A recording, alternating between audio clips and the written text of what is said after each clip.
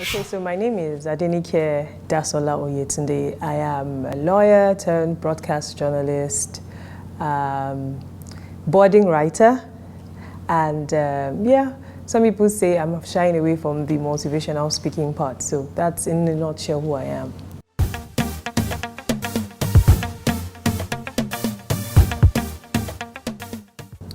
There are no known causes of cancers or sarcomas, but what happened was there was a fall,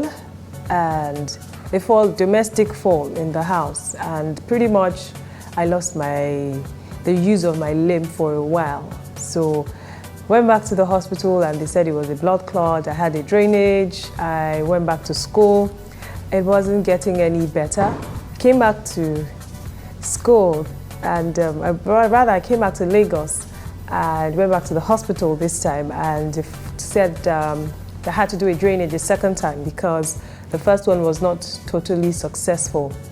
And having gone through the process, the doctors still could not understand why and how I wasn't responding to treatment, drugs, medications, and the medical procedures that I had undergone. So they then referred me to the orthopedic hospital in Lagos, and it was there I had a biopsy and many other things done, and then I was told it was a cancer.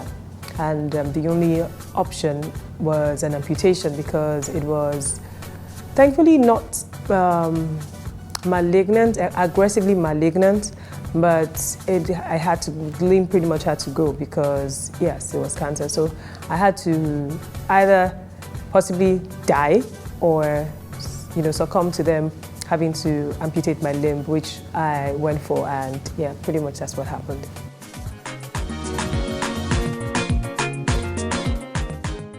Reacting to the news, I need to think about that again. I think that for me, I knew that was the only option, maybe because it was a journey. So it wasn't, I was diagnosed today and I was to amputate my limb the next day. It was a journey, it took about a year, and I had sorted out other options, tried medical and otherwise, and I realized that the only available option was to go with what medical science was saying, which was to amputate the limb. So it was, I need my life back. I just want to get it over with and move on with life. So I was kind of prepared, but the reality is you don't prepare for things like this. You learn on the job, as the case may be. So yeah, that's been the journey, and that was the initial reaction. It was more of, can we just get this over with?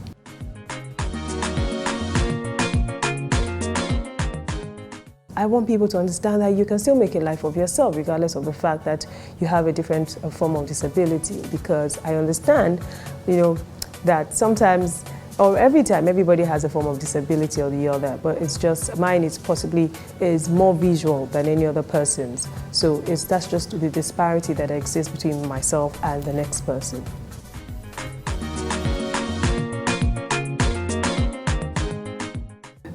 Nobody ever told me I was going to lose my limb in my second year university. Nobody ever told me I was going to start to literally leave law aside and delve into broadcast journalism. No one ever told me that I was going to be a source of encouragement to people, because there are people who see me sometimes and go, I've never met you. Let me share a short story. I went to see a friend. I just walked into the apartment and there was this lady there who just started to scream, oh my God, I saw your interview somewhere, I read your story and I wanted to meet you, because she also has a child who's had a form of disability.